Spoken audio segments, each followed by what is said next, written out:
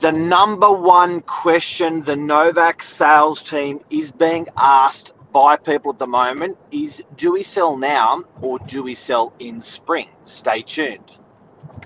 Oh, what happened? There you go. Stay tuned.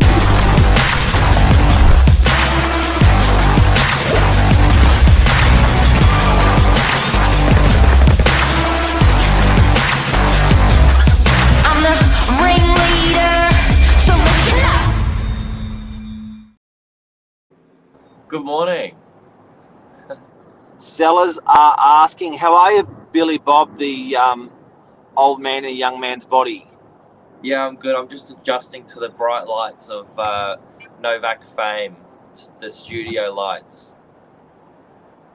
Really so it's bright in there, yeah? Yeah, new studios so up bright and you running, get a tan. So good. And So good. you know, one morning we're going to do a studio tour, explain all this studio that's being built. Yeah, maybe next week. Why it's being built, what it's costing, what it does, all that stuff, benefits to clients. But we are here to report, as you said, what is the number one question being asked at open homes? Well, this is it, guys. Everyone wants to know, do I wait? Do I sell now? What's the agent's thoughts? What's the data saying? Yeah, interesting. It's, yeah, you know what? I always liken it to a bear. And literally bears hibernate when it gets cold. And then when it gets warm, they go out, they come out of the cave and they cruise around. And humans are the same thing. They literally you do like to sort of stay in when it's cold, and you do like to venture out when the summer sky's beaming. Selling is in a similar concept to that, where you're going to be more inclined to going, let's go, let's buy a new place, let's sell when it's warmer, than when it's winter. You sort of literally set in for winter. And people, when selling, they set in for winter and are less likely to sell.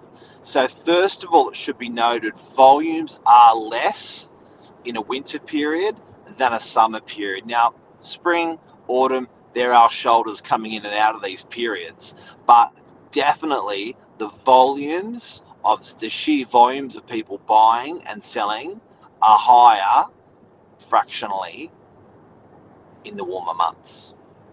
Yeah. What's interesting though, I think selling in or buying in any market, you're always going to be a better seller in isolation than competition in any market or in any temperature or any month. So guys, I think where do you start here? You got to look at stock levels. They're at sort of I think we've worked out to be about a 10-year, 20-year record low. So for the Northern Beaches, sitting below 500 properties is considered low. Definitely a seller's market. There's about 480 on the Northern Beaches at the moment on realestate.com.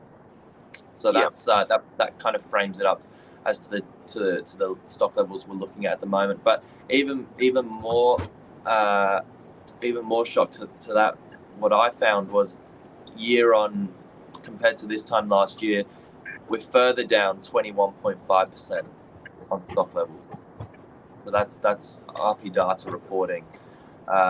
Stock levels are 21.5% less than they were this time last year. Yeah, really. It's huge, and it's a trend that's not going. It's a trend that's getting more and more in that direction rather than more stock coming on. There's less stock coming on. People are certainly battening down. Now, it also should be noted, and Lisa Novak mentioned this morning when she interrupted our telephone conversation while you and I were planning this morning's chat. It should be noticed that last year was probably a bit of a tough real estate market. Historically, over a 10-year period, we saw negative growth in the property market, as much as 20% negative. So prices went down as much as 20% in a lot of suburbs of Sydney. Certainly we know we saw that. And we also noticed that the worst bite, the coldest bite of or the toughest part in that negative growth market was in a warm period. It was in the summer period. So it sort of goes against the grain of going, people often think it's just, they think it's the right thing to do. Summer sounds right, but does that translate to dollars? That's all that matters. Does it translate to dollars? Because if you're going to wait, am I going to sell for more money? That's the question. So it's not about, being comfortable and, the flowers are blooming, the sun is shining. That's when you sell. It's when you're going to be getting the most amount of dollars. Spot on. And I think so there's a couple of parts to the question. One is, do I wait? And the second thing is, why is everyone waiting for spring if that's the case?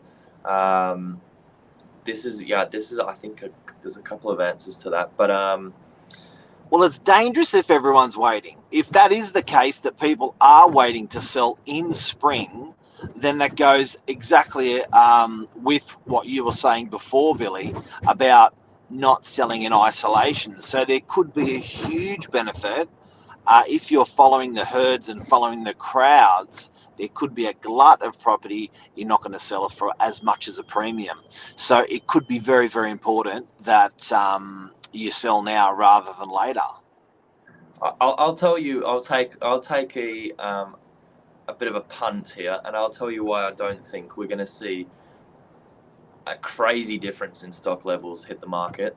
I mean, not saying there might be a little bit more of an influx. There tends to be, but I don't think it's going to change prices altogether. That's one reason. I love a bit of data, Billy. I love a bit of data. Show me data. Mortgage cliff. High interest rates. What is that? That's the big four banks' cash rate forecast for 2023. So we're at 4.1% as of June. They're all predicting, as you can see, August, June, July, August.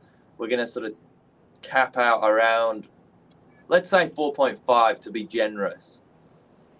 So we've maybe got a couple more.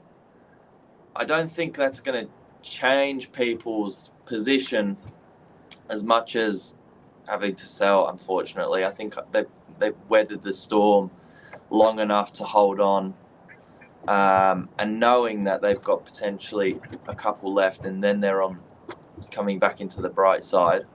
I think that's one reason. RP Data framed it up quite well as well. I mean, I was reading this article and they were saying, give me a sec. They framed it up. Your forehead looks very large, Billy. Yeah, I think it's the angle. Yeah. I think it's the angle.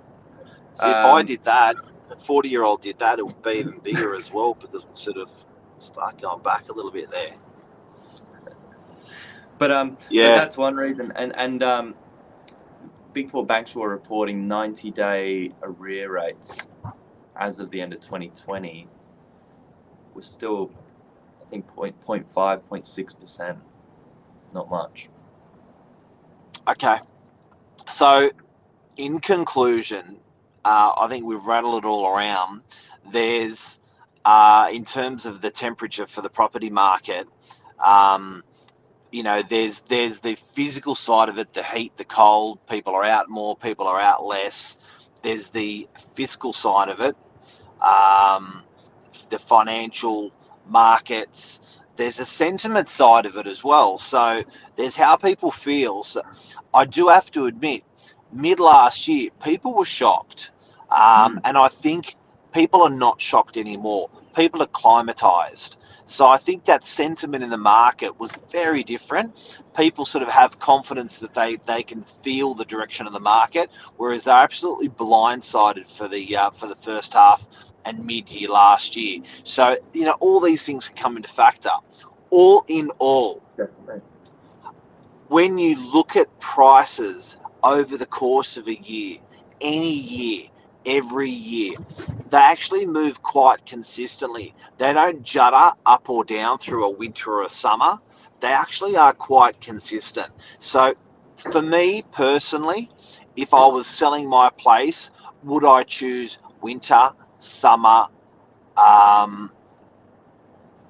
autumn, spring, I probably wouldn't even care. I would actually just go with what I need to do. So I think if you need to make a move, you do it.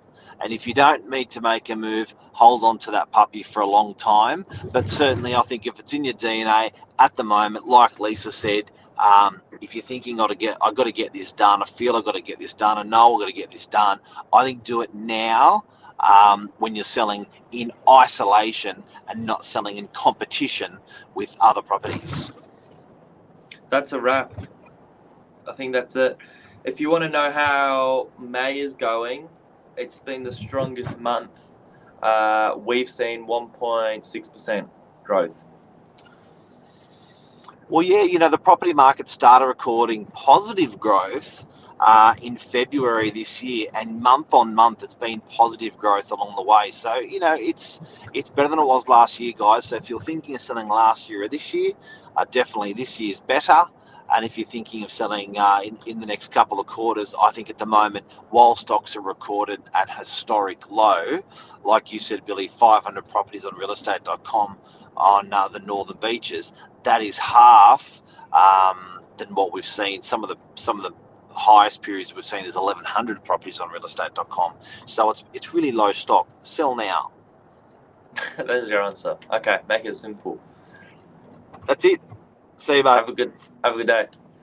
Have a good one. See you, everyone. Have a great day. See ya.